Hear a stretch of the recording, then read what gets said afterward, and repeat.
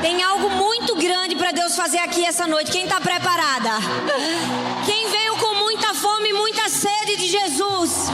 Quem veio com muita fome e muita sede de ouvir a voz de Jesus?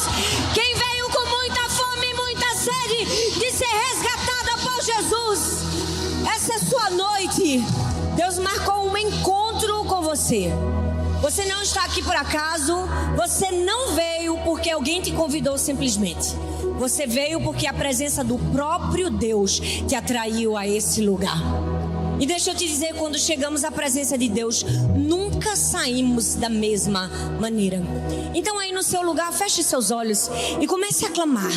Comece a pedir: Pai, fala comigo. Que essa palavra seja ensino, que essa palavra seja direção, que essa palavra seja um norte, que essa palavra transforme a minha vida. Eu quero ser resgatada na minha identidade. Pai, nós estamos aqui essa noite porque te amamos, Jesus, porque te desejamos com todo o nosso coração. Nós queremos com a nossa boca confessar que nós estamos aqui por tua causa somente. E nós te pedimos: fala conosco, Senhor. Fala da maneira que só o Senhor consegue nos falar. Fala no profundo do nosso coração. Resgate mulheres aqui essa noite. Nós te damos toda a honra, toda a glória, todo o louvor. Toma teu lugar de honra, Senhor. O lugar de honra que é só teu, Jesus. Nós te oramos e te agradecemos no nome de Jesus. Amém, amém e amém. Aleluia. Você pode aplaudir o Senhor?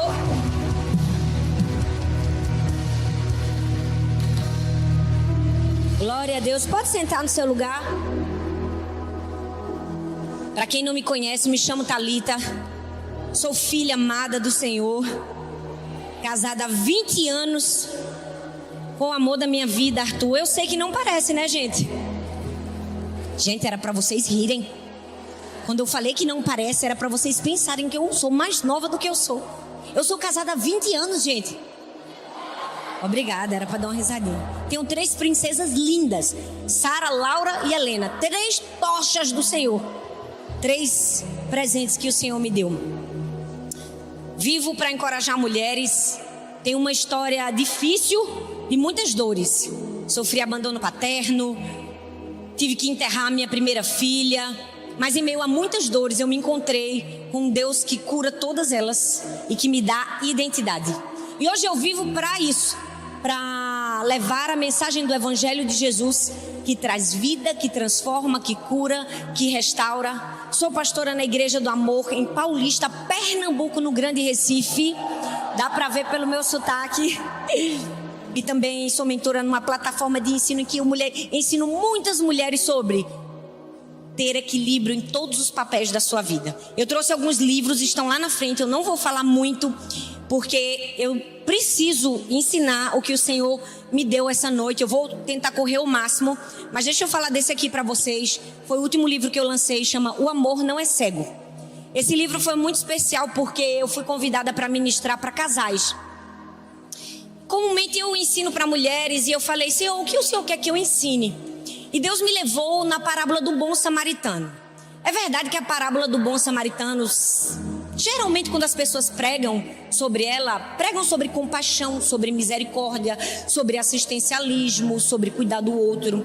E quando eu comecei a ler esse texto, Jesus foi me revelando algumas verdades sobre família, sobre casamento, sobre relacionamento.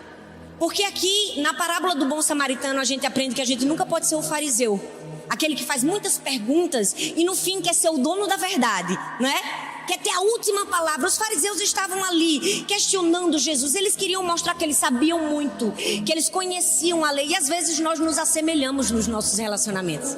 A gente quer ter a palavra final, quer dizer que está certo. A gente não pode ser o fariseu, mas a gente também não pode ser o saqueador. E talvez você me pergunte: saqueador, Thalita? Eu nunca roubei meu marido, graças a Deus. Eu nunca roubei ninguém na minha família, talvez não financeiramente. Mas às vezes estamos sendo o saqueador, roubando a alegria, a paz, o bom humor, a autoestima. E por fim, a gente não pode ser o sacerdote e o levita, que viram um homem sofrendo e passaram de largo e não fizeram nada. nós precisamos nos nossos relacionamentos ser o bom samaritano, ser a pessoa que enxerga, que vê a dor do outro, que se compadece, que estende a mão, ser a pessoa que vai ser o cuidado e o amor de Jesus. É sobre isso que eu falo nesse livro. E eu tenho certeza que vai abençoar a sua vida, seus relacionamentos, e vai trazer uma nova visão, uma nova perspectiva, um novo olhar. Amém? E por fim, eu tenho mais 2 livros sobre identidade, o assunto que eu vou ensinar hoje. Esse livro, Deixe-me Apresentar Você, Descubra Sua Verdadeira Identidade. Alguém já leu esse livro aqui, gente? Levanta a mão.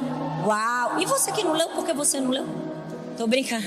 São 7 capítulos, 7 personagens bíblicos e um único tema: como descobrir sua verdadeira identidade em Cristo e viver o máximo do seu potencial. Junto com ele, depois de alguns anos, eu fiz esse Não Fique Sem, um devocional de 100 dias, uma jornada de 100 dias só sobre identidade. Você imagina ler um devocional, um tema diferente, cada dia é maravilhoso. Mas se você ficar 100 dias só sobre identidade, se você não for restaurada depois, eu não sei mais o que eu posso fazer por você. 100 dias. E não fique sem, porque você não pode ficar sem fazer seu devocional, não pode ficar sem Jesus, não pode ficar sem a sua identidade. Amém, gente? Quem está comigo aqui, dá um glória a Deus. Kezinha me passou o tema e me pediu para falar sobre algo que eu amo ministrar: identidade. No ano passado, eu já preguei várias ministrações. Se você for lá no meu canal no YouTube, deve ter mais de 30 sobre esse tema. Mas no ano passado, mais especificamente, Deus me deu uma palavra muito forte sobre identidade na história de Moisés. Moisés é aquilo que eu posso chamar de o case de sucesso de Deus no tema resgate da identidade. E hoje nós vamos mergulhar profundo na palavra, talvez de uma perspectiva nova que você não conhecia. E ao mergulhar nessa história, você vai se ver nas entrelinhas, em alguns momentos na história de Moisés. E você vai entender uma verdade: se Deus foi capaz de fazer com ele, é capaz de fazer com você também. Amém? A Bíblia diz em Êxodo capítulo 1, do verso 6 ao verso 16. Eu não vou ler todo o texto, porque para a gente ganhar tempo. Fala que morreram José, todos os seus irmãos, toda aquela geração. E os israelitas eram muito férteis. Eles proliferaram com muita rapidez. Então subiu ao trono um novo rei que não conhecia José, nem o que José tinha feito por aquele povo. E ele começou a perseguir os israelitas e colocar cargas pesadas, trabalhos forçados, e fazer do trabalho do povo, que já era de escravidão, chegando próximo da miséria, do sofrimento absoluto, a ponto deles quererem amargar a vida, ou seja, perder o brilho no olhar, perder a satisfação pela vida. E é num contexto como esse que Joquebede está gerando Moisés, o personagem que nós vamos estudar hoje. A gente costuma ler a Bíblia de uma maneira um pouco distante da realidade que ela nos apresenta. Às vezes de uma maneira infantilizada, às vezes de uma maneira muito lúdica. Porque quando a gente não mergulha no contexto do que as Escrituras querem nos ensinar, a gente não consegue ter um vislumbre daquilo que nós precisamos aprender. Então hoje já foi profetizado: escamas vão sair dos nossos olhos. Nós vamos conseguir penetrar profundo nesse texto e aprender verdades de Deus ao nosso respeito. Moisés foi gerado no pior ambiente para uma criança ser gerada, em escravidão. Seus pais eram escravos, seus bisavós eram escravos, tataravós eram escravos. Toda uma geração de 400 anos, o texto bíblico diz, eles estavam em escravidão. Você imagina uma criança que não tinha nada de bom para ouvir? O pai e a mãe eram escravos, só tinha que falar de escravidão. Os avós eram escravos, tataravós eram escravos. E nesse ambiente o texto diz que, amargando a vida e sofrendo, Joquebede começa a gestar. Como se não fosse pior, há um decreto que todas as mulheres grávidas que tivessem dando à luz a um bebê, na hora do parto, se fosse menino, deveria ser brutalmente assassinado na frente da mãe. E se fosse menina, seria escrava. Eu quero fazer você pensar comigo sobre Joquebede, a situação de Joquebede. Uma mulher grávida, sem condições físicas, sem condições emocionais de criar e de gestar um bebê numa época difícil, de muita dor, de muito sofrimento. E sabendo que o bebê no seu ventre, se for um menino, ia morrer. Para comigo e pensa, o que ela ia desejar com toda a sua força? Que fosse uma menina. Por um instinto natural de preservação da vida. Eu imagino que Joquebede desejou com as suas forças que fosse uma menina. Eu não sei se você já percebeu, mas ainda no ventre materno, talvez Moisés foi duramente golpeado contra a sua identidade e sentiu o golpe da rejeição. Uma rejeição mesmo que involuntária, uma rejeição mesmo que não desejada, mas uma rejeição.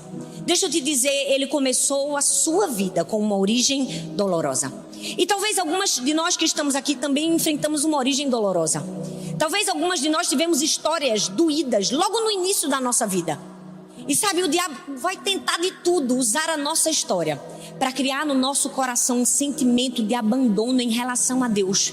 O diabo vai tentar de tudo para gerar no nosso coração um sentimento de orfandade em relação a Deus. Onde estava Deus quando tudo isso aconteceu comigo? Onde estava Deus quando eu passei por todo esse sofrimento? Mas Deus te trouxe aqui hoje para te dizer que se em algum momento você foi presa pela rejeição, Deus vai te libertar dessa cadeia. E deixa eu te dizer uma coisa, Deus veio aqui para te dizer que você está aqui porque o céu te quis, o céu te desejou, o céu sonhou com você. Você foi amada, planejada, desejada pelo Senhor. Eu amo que em Jeremias capítulo 1 versículo 5 diz assim: antes que te formasse no ventre da sua mãe, eu te conheci. Eu te conheci, e antes que saísse da madre te santifiquei, as nações te dei por profeta. Essa é uma profecia para Jeremias que pode ser evocada para mim e para você. Antes de Deus, de sermos formados no ventre da nossa mãe, Deus já sonhou com a gente. Antes do nosso pai, da nossa mãe, da avó, seja lá quem nos deu um nome na terra, Deus já nos deu um ofício no céu.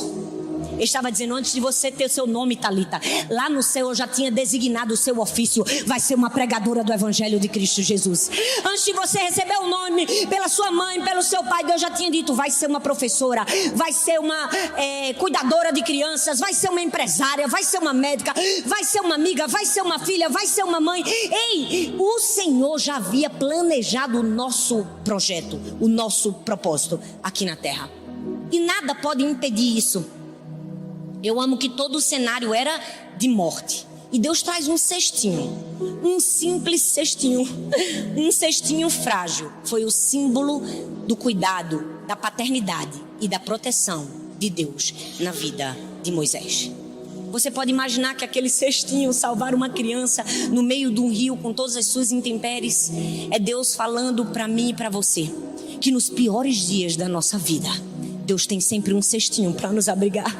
Nos piores momentos da nossa vida, Deus usa coisas aparentemente frágeis para nos preservar a vida. E foi assim com Moisés. Ele teve uma origem dolorosa, mas não somente isso, ele teve um conflito interior.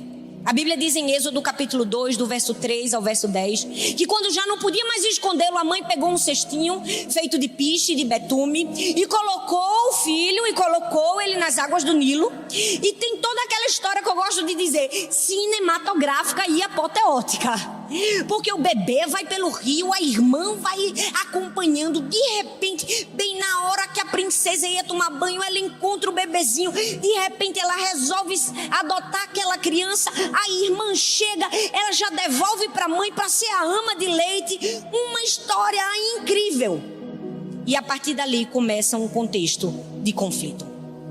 Os pais tentaram esconder por um tempo, mas não puderam esconder mais. E a gente precisa olhar para esse texto de uma maneira menos romantizada. Uma mulher, quando ela está grávida, geralmente tudo ao redor dela comunica que aquela criança é amada, é bem-vinda, verdade ou não? A gente não pode ver uma grávida, a gente quer alisar a barriga, a gente faz aquela festa toda. Hoje em dia, principalmente, na minha época não tinha nada disso não. Mas hoje em dia, quando a mulher está grávida, para dizer se é menino ou menina, é uma verdadeira festa cinematográfica. Fogos, azul, pó vermelho, rosa. Abre um bolo no meio, se o bolo for rosa é menina. É ou não é? O que é isso? Tudo comunicando àquela criança que ela é amada, que ela é bem-vinda. Agora olha para mim, Moisés nasceu e o mundo não lhe disse bem-vindo. Nasceu e tudo ao redor dizia, não era para ter nascido, não era para ter vindo um menino, não era para estar aqui, não era para ter nascido com um tempo como esse. Tudo golpeava duramente a identidade de Moisés.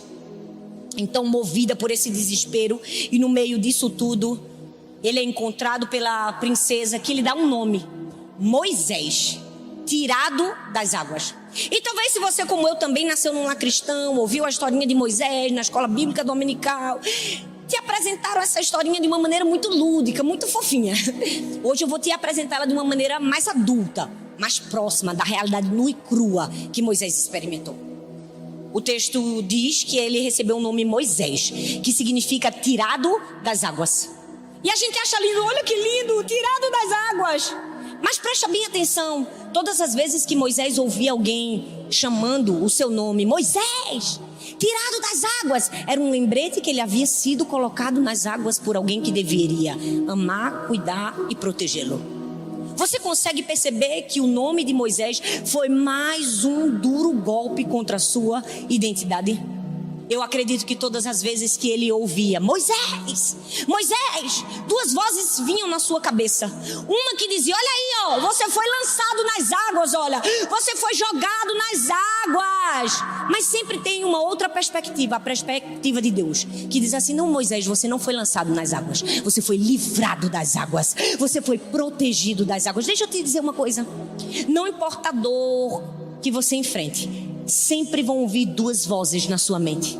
O diabo vai olhar para você e vai dizer, olha, coitadinha de você, olha só o que aconteceu com você, olha só sua história, olha só que tristeza, você foi lançado nas águas, você foi jogada. Mas nós precisamos estar tão atentas à voz de Deus que a gente vai entender, não fui lançada, eu fui livrada das águas, eu fui protegida das águas. Aquele cestinho que para muitos poderia ser um símbolo de abandono, na verdade era um símbolo de proteção, de cuidado. Talvez você não esteja entendendo nada no que eu estou te dizendo, mas você vai entender. Nós vamos construir uma história do começo até o fim, e Deus vai fazer um resgate na sua identidade. Talvez até hoje você só ouviu a mentira do diabo que dizia, você foi lançada, olha o que te fizeram, olha a traição que você sofreu, olha o abuso que você passou. Mas Deus te trouxe hoje aqui para te dar uma nova perspectiva. Você não é uma vítima, você é uma sobrevivente. Olha você aqui, olha você aqui, você superou uma dor, uma traição, uma depressão, uma morte, um luto. Olha você aqui, você é uma sobrevivente. Você precisa aprender a ouvir a voz do céu ao seu respeito. Quando o diabo tentar te dizer, foi lançada, você vai dizer, fui livrada. Quando o diabo tentar te dizer, fui abandonada, você vai dizer, fui protegida. Eu imagino que deve ter sido muito difícil para Moisés. Na cultura egípcia, o desmame acontecia de 3 a 5 anos. Então ele deve ter passado pelo menos os primeiros 5 anos de vida sendo educado por Joquebede, sua verdadeira mãe, sobre a cultura de um único Deus verdadeiro, que haveria de vir com uma promessa. Mas de repente ele é arrancado dessa cultura de um único Deus e é lançado num palácio, numa cultura de muitos deuses que oprimiam o seu povo. Então eu imagino que desde a sua tenra infância ele deve ter tido muitos questionamentos em relação à sua identidade. Por que eu sofri tanto?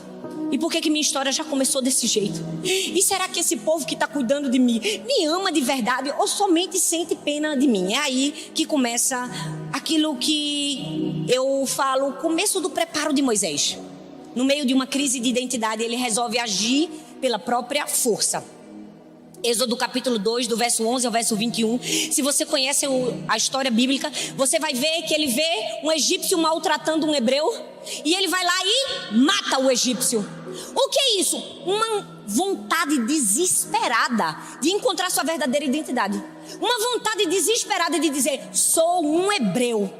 Aqui ele já tinha 40 anos de vida, já tinha se passado 35 anos dentro de um palácio, mas eu fico imaginando, no meio daquela crise, ele resolve dizer, não, eu sou um hebreu. E desejando ser amado, ser aceito, ele termina buscando o caminho errado, matando um homem e se tornando um criminoso. E quantas vezes nós não fazemos o mesmo, não é verdade? Desejando o certo, buscamos da maneira errada.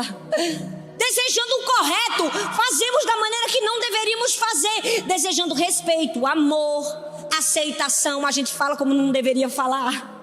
Faz o que não deveria fazer, verdade ou não é? Termina estragando tudo. E aí a gente vai parar onde? No meio do deserto. Porque foi exatamente isso que aconteceu com Moisés.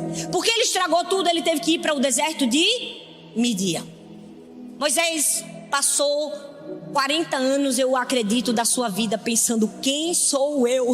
Espelho, espelho meu, quem sou eu? O tema de vocês: eu sou um egípcio ou sou um hebreu? Fui amado ou rejeitado? Sou filho de Joquebede ou filho da filha de Faraó? Eu sirvo a um único Deus verdadeiro ou a muitos deuses? Quem de fato sou eu? Escravo ou príncipe? E aí, no meio do deserto, Deus começa a fazer um resgate na identidade de Moisés.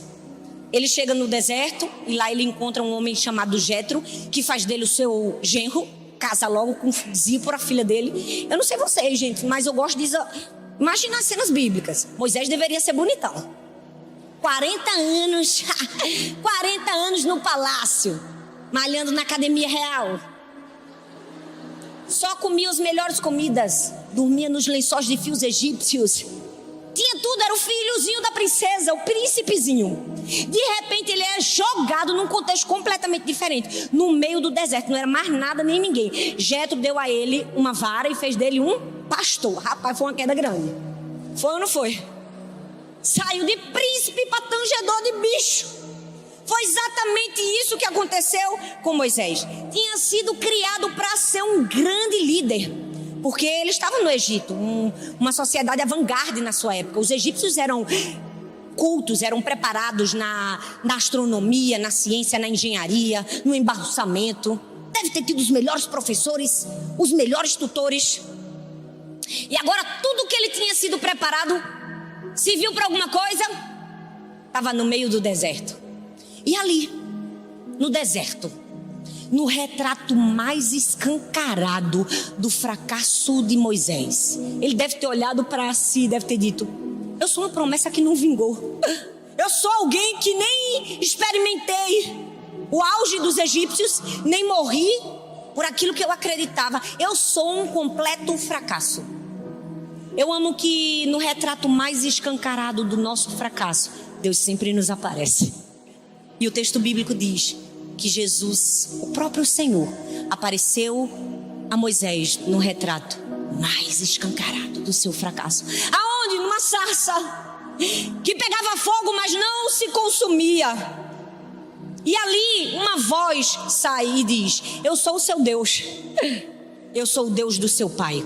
Eu sou o Deus de Abraão, o Deus de Isaac e o Deus de Jacó. O que é isso? Deus estava começando a curar a mente de um homem que havia conhecido muitos deuses, mas nenhum pai. Deus estava começando a fazer um resgate na identidade de Moisés. Ele estava dizendo: Moisés, Moisés, eu te trouxe aqui para você ter um encontro comigo, para que eu possa te dizer: eu sou o seu Deus. Você tem uma raiz santa. Eu sou o Deus do seu pai, o Deus de Abraão, o Deus de Isaac, o Deus de Jacó. Talvez até hoje, Moisés, você está perdido de quem eu sou filho. Eu vim aqui para te dizer que se nem os hebreus acreditaram em você, se nem os egípcios te deram identidade, eu sou o único que posso te dar identidade. E eu te digo, você faz parte do meu plano, Moisés. Eu não sei você, mas você deveria celebrar isso. Você deveria agradecer. Sabe por quê? Porque Deus faz a mesma coisa conosco. O Senhor nos encontra no retrato mais escancarado do nosso fracasso. E Ele diz: eu sou teu pai. Eu sou teu Deus. Sou eu que te dou identidade. Sou eu que te dou destino. Sou eu que te dou propósito. Mas eu amo que não para por aí. Porque às vezes a gente que é mulher, a gente tem essa sensação, não é? A gente quer ter um encontro com Deus. A gente quer que no meio daquela sarça pegando fogo, Deus diga assim: eu te amo, minha filha amada, Talita, você é amada, você foi desejada, você é preciosa. E Deus faz isso. Ele resgata a nossa identidade, mas Ele não para por aí. Ele nos faz um convite para conhecermos o processo, para vivermos o propósito que Ele tem para a nossa vida. O texto diz em Êxodo capítulo 3, versículo 5: então disse Deus: não se aproxime, tire as sandálias dos seus pés, pois o lugar que você está é terra santa. O que é isso? Deus estava dizendo: Moisés, eu te dou identidade, mas agora eu mudo o teu padrão. Você passou 40 anos sendo criado sobre uma cultura de deuses permissivos. Agora eu preciso que você conheça a minha santidade. Tire as sandálias, Moisés. Talvez você ainda não esteja entendendo. Deus te trouxe hoje aqui para te dizer: tire as sandálias dos seus pés, minha filha. O que é isso? Tire todo o isolante, tudo aquilo que separa você de sentir a minha presença, tudo aquilo que tem impedido você de ter um encontro real comigo. O que é isso, Thalita? Eu não estou entendendo. Talvez o seu tempo que você tem gastado com o que não deveria gastar. Deus está dizendo: tire as sandálias dos seus pés, porque hoje você tem colocado outros deuses na minha frente. O texto bíblico diz: tire as sandálias dos pés, vem conhecer minha santidade, vem ter um encontro real comigo. A gente tem uma noção de que Moisés era crente. Não, Moisés passou 40 anos sendo educado numa cultura maligna. Os egípcios eram um povo promíscuo, um povo maligno. Eles acreditavam que todos os deuses que eles adoravam tinham nascido de um único Deus pré-existente, que no meio do tédio teve relações sexuais com sua própria sombra, e dali todos os outros deuses foram gerados. Era um povo dado à prostituição, era um povo que machucava os seus escravos. Você nunca se perguntou, quando você leu na Bíblia, que fala da 10ª praga que foi atacado no Egito, que diz assim: e não houveram casas em que não houvessem mortes. Por que mortes no plural, se primogênito é só um? Porque numa casa tinha mais de um primogênito, 1, 2, 3, 4, 5, frutos do adultério. Era uma cultura permissiva. Deus estava dizendo: eu preciso te dar um novo padrão, Moisés. Vou fazer algo tão grande com a sua vida. Você vai ser um grande libertador. Mas eu preciso que você entenda a verdadeira raiz do seu problema. Deixa eu te dizer, nós estamos em problemas quando achamos que não temos um problema. Então você veio aqui para encontrar o seu problema, porque encontrar o seu problema vai resolver o seu problema. Se é que você me entende. Não fica achando que você não tem um problema. Quando você achar, Deus te ajuda a resolver. E aí, depois daquele momento em que ele tira as sandálias, Deus faz um convite. Êxodo 3, do 7 ao 12, eu iria ler todos, mas vocês leem em casa e escutam a mensagem de novo e anotam. Ele disse assim: Moisés, eu tenho visto a opressão do meu povo, e eu vou te convidar, Moisés, para ser o libertador. Gente, eu não sei vocês, mas eu olho para a Bíblia e eu digo: Deus tem senso de humor. Vamos falar a verdade? Porque aqui Moisés já estava com quantos anos? 80. A vida de Moisés é dividida em 3 blocos de 40. Os primeiros 40 no palácio do Egito, os próximos 40 no deserto. Então aqui ele já estava com 80 anos aproximadamente. E aí com 80 anos Deus diz assim: Moisés, estou te convidando para liderar. Gente, eu não sei vocês, mas eu acho que Moisés fez assim: poxa Deus, obrigado, eu me sinto honrado, lisonjeado. Mas acho que o Senhor chegou na hora errada. Agora Deus, agora eu tenho 80 anos, Deus. Poxa, Deus, por que o Senhor não me chamou quando eu tinha 40, Deus? Quando eu estava no auge do vigor, tinha acabado de sair do palácio, eu sabia de tudo. Eu passei 40 anos, eu esqueci tudo que eu aprendi. Ah, Deus, agora não dá mais não.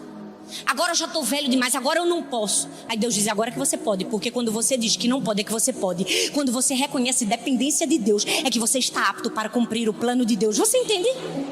Enquanto você disser estou pronto, Deus diz: tá não. Quando você disser não estou, Deus diz: tá. Foi assim que ele fez com Moisés. Quando ele disse não posso, Deus diz: agora você pode. E aí Deus precisava dizer assim: Moisés, vou te dar algumas experiências. Porque agora que você reconheceu que não pode, eu vou fazer você me conhecer mais ainda e terminar o trabalho que eu estou fazendo em você de resgate de identidade, para te lançar no teu destino profético.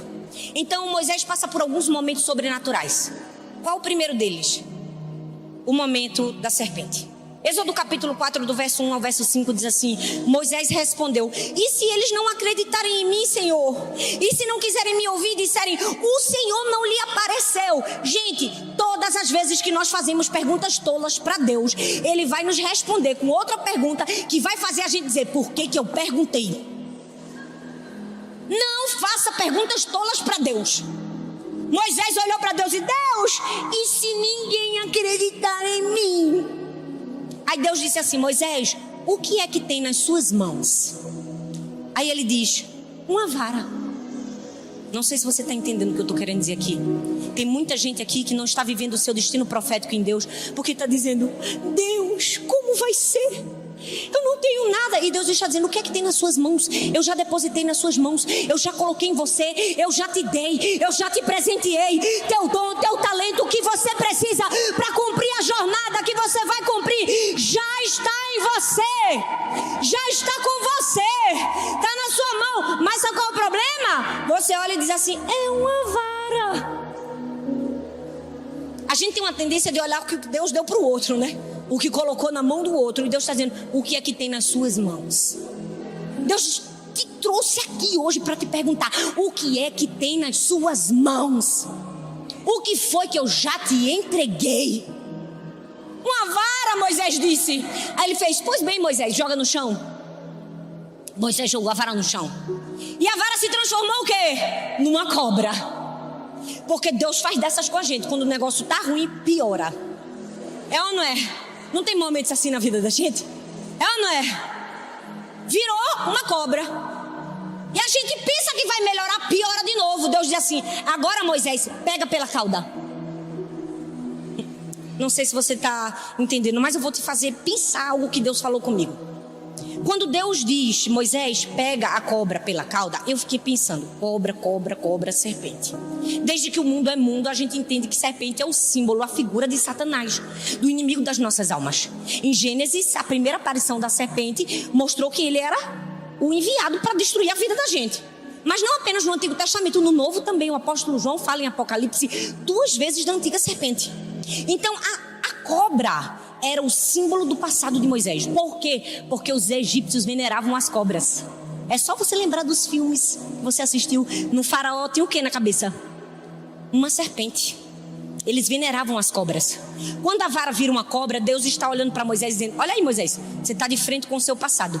Ou você escolhe pegar e enfrentar na autoridade e na ousadia que eu vou te dar, ou você vai passar o resto da sua vida fugindo. O resto da sua vida fugindo. Qual é a sua escolha, Moisés? Qual é a sua escolha, mulher? Se você quer viver sua verdadeira identidade, minha filha, vai ter que enfrentar seu passado. Vai ter que pegar a cobra pela cauda, até que o próprio Deus faça um milagre que pode fazer. Não é você que vai fazer, porque não temos poder nenhum em nós mesmos, mas o nosso Pai tem poder. Deus só vai nos revelar o nosso futuro quando a gente decidir romper com o nosso passado. Tem muita gente aqui que vai precisar pegar a serpente pela cauda. Tem gente que até hoje está preso por um perdão que não ofereceu. Está presa há 10 anos, 20 anos, 30 anos. Filha, vai ter que ter um encontro com o seu passado para poder Deus te mostrar o seu futuro. O segundo momento sobrenatural, e eu só tenho mais um: a lepra. Êxodo capítulo 4, do verso 6 ao verso 8. Disse-lhe mais o Senhor: coloque a mão no seu peito. Moisés obedeceu e retirou, e a mão estava leprosa. Então Deus disse assim: coloca de novo, Moisés. Ele colocou de novo. E quando ele colocou de novo, a mão estava limpa. Eu amo esse texto. Muitas pessoas interpretam ele de várias formas, de várias maneiras. E geralmente a grande maioria dos teólogos tentam mostrar o poder inabalável de Deus. É verdade, eu acredito que Deus estava tentando mostrar para Moisés: deixa de ser medroso, rapaz. Eu tenho o poder de fazer qualquer coisa. Tu coloca a mão no coração, fica leproso, tu coloca de novo e não fica. Mas deixa eu te levar para uma nova perspectiva. Quando Deus olha para Moisés e diz assim: coloca a mão no seu coração, Moisés, e que ele coloca e a mão está leprosa, está dizendo: examina teu coração, Moisés. Eu tenho algo para fazer na sua vida, mas você só vai poder ser usado quando você deixar eu tocar o seu coração. Quando você deixar eu curar essa lepra do seu coração. Examina teu coração, Moisés. Olha a lepra que está aí dentro. Deus sabia tudo que ele tinha enfrentado, todas as dores. Ele precisava ser curado. Ele precisava entregar para o Senhor. A cura interna tinha que existir para vir para o exterior. E aí, quando Deus liberta, rompe com o passado, rompe com as dores, cura o coração, Ele convida. Para quê? Para aceitação do chamado. Aí Ele diz assim, Ele convida, Ele diz assim: agora vá, pois eu estarei com você, ensinando a você o que você deve dizer. Antes de Deus dizer isso para Moisés, Moisés ainda tentou barganhar. Ele ainda tentou dizer assim: ai, Deus, eu nunca tive facilidade para falar. Ele ainda dá aquela choradeira que a gente sempre dá. A gente sempre dá aquela brigada com Deus. Normal. E aí Deus diz: vai, Moisés, eu estarei com você, eu vou ensinar o que você deve dizer. Ele convida Moisés para aceitar o chamado. Eu fiquei pensando nesse texto, pensando, que eu gosto de pensar, na mesma proporção que eu gosto de falar.